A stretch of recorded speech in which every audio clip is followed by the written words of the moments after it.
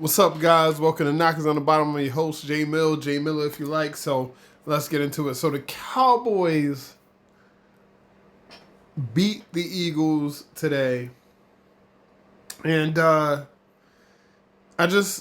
really like what I saw from the team. So there was some serious resiliency for the Cowboys. They went down 21-0, but from that point on, the defense that I wanted to see exist against a decent team basically shut out the Eagles from, I want to say, a little bit into the second quarter on, right? So they came out, and I'm not going to lie, the Cowboys got punched in the face.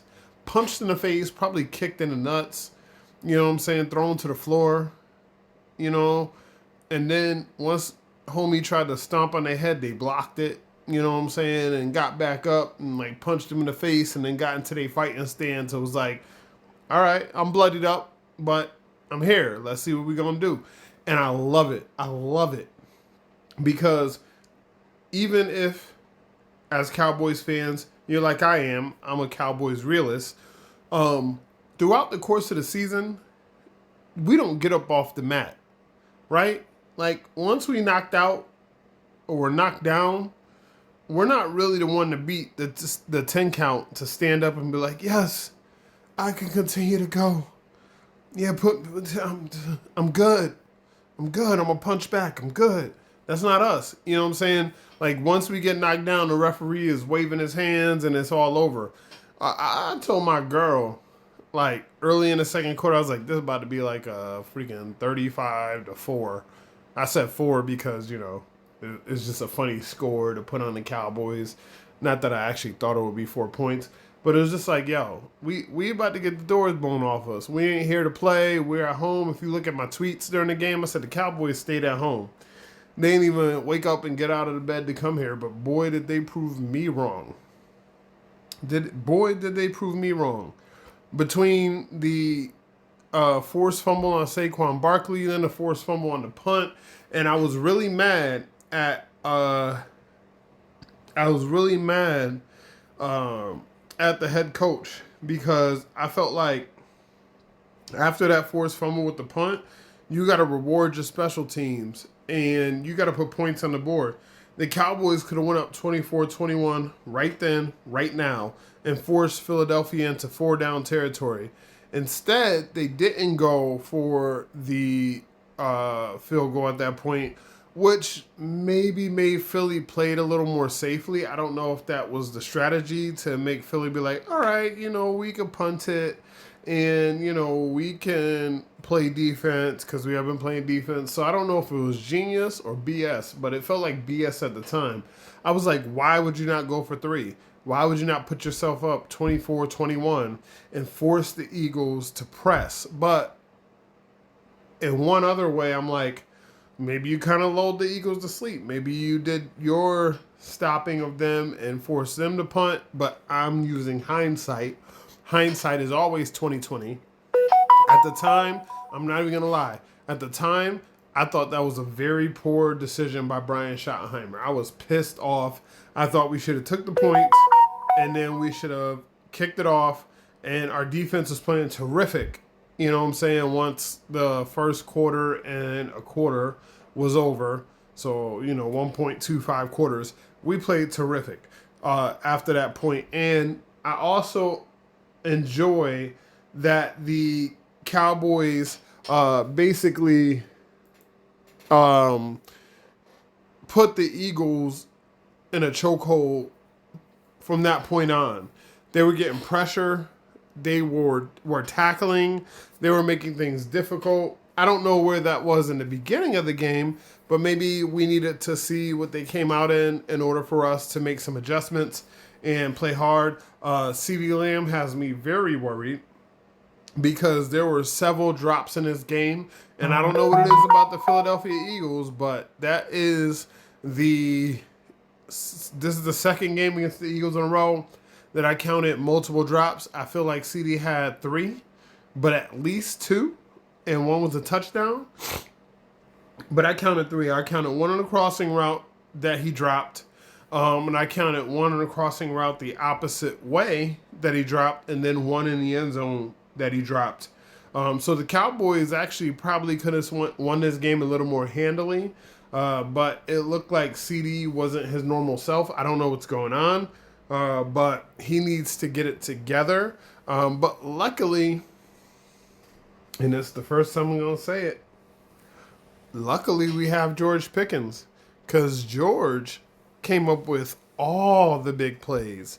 George did it again, and this Eagles defense have been amazing for the last few weeks, shutting down everybody, forcing Jordan Love into 7 points, and then after that, I can't remember the other team, but they held them to 7 to 10 points, and they were over there winning games, holding people to nothing.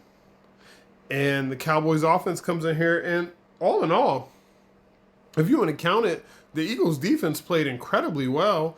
They were aggressive, and they held the Cowboys to 24 points. I mean, you feel like you're going to be right in a game, which they were, when you hold an offense to that many points. Jalen Carter was disruptive early, but not so much late. There were a lot of times late where Jalen Carter got blocked up. I hate to see Tyler Guyton go out of the game, but Nate Thomas came in. He played well. So for the people out there going, oh, well, Nate Thomas, he came in one time and he allowed 5 pressures, so, he sucks now. Yeah, I hear you. I know who you are, and everybody that listens to me knows who you are. But this is why we don't judge players after one game.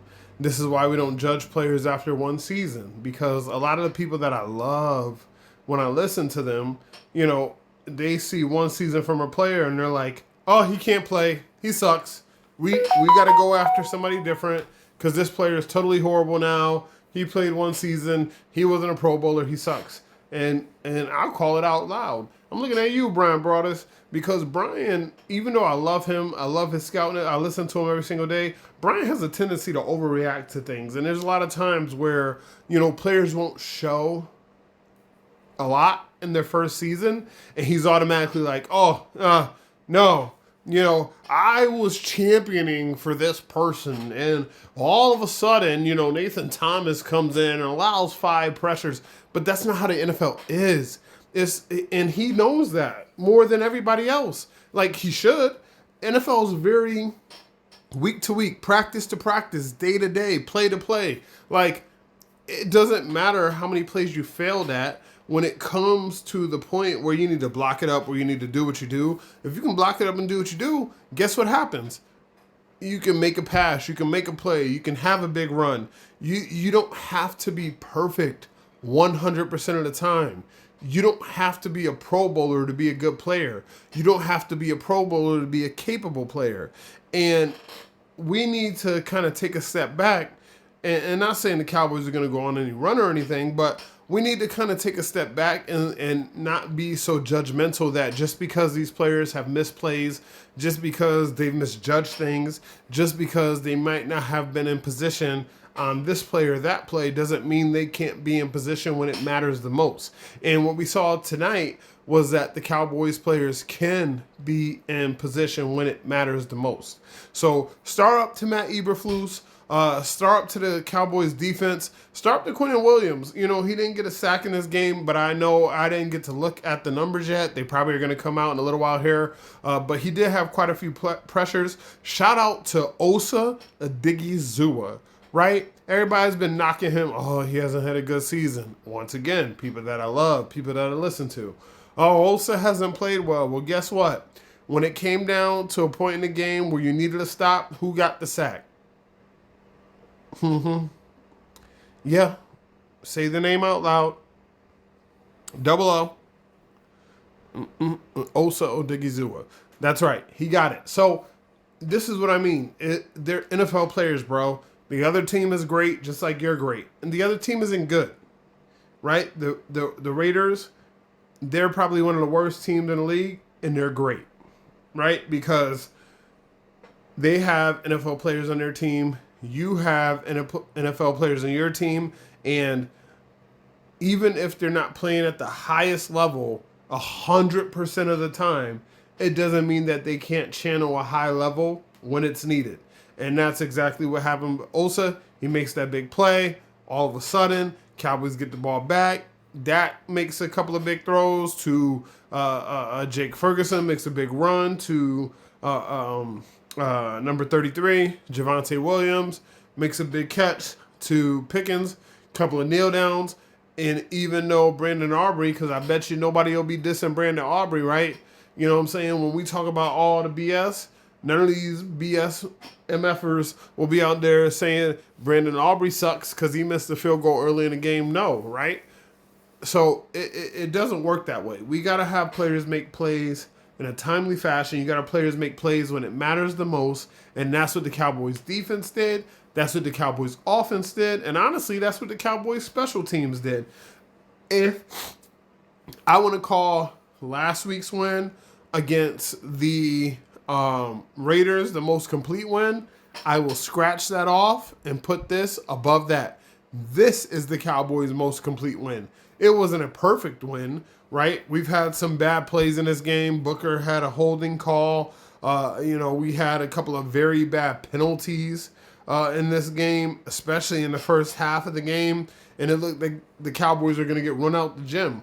But they didn't get run out the gym. They buckled down. They did something that I've been calling for all season, which is make adjustments. And Eberflus did his thing.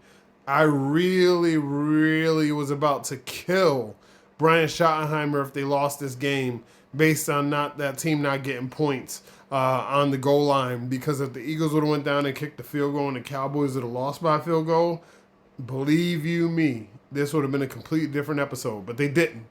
And I'm so proud of them. I'm proud of this team. I don't care what happens for the rest of the season. I don't care if they don't make the playoffs. Tonight, I'm proud of this team. They have a defense. They showed up. They did what they were supposed to do. They got back to 500. And now all we can do is see what we do against Kansas City. I'm not ready to say the Cowboys are back. You know what? Cowboys go out there. They beat Kansas City on Thanksgiving Day. Cowboys go out there and they beat the Lions on that Thursday after Thanksgiving. Now we're cooking. And now we're cooking with grease. And I might be willing to consider that the Cowboys are back. But at least for tonight, they got to win, and I'm proud of them. But that's all I got for you guys. Thank you so much for tuning in. Hit me up on Twitter at JMillerIYL. That's JMiller if you like. Hit me up at knockersonthebottom@outlook.com. Hit me up at knockersonthebottom@gmail.com. Leave comments, questions below. Anything you want me to cover. But yeah, love you guys. Thank you so much for tuning in. Until next time, I'm your host, J Mill. J Miller if you like. This has been Knockers on the Bottom. Cowboys win! Peace.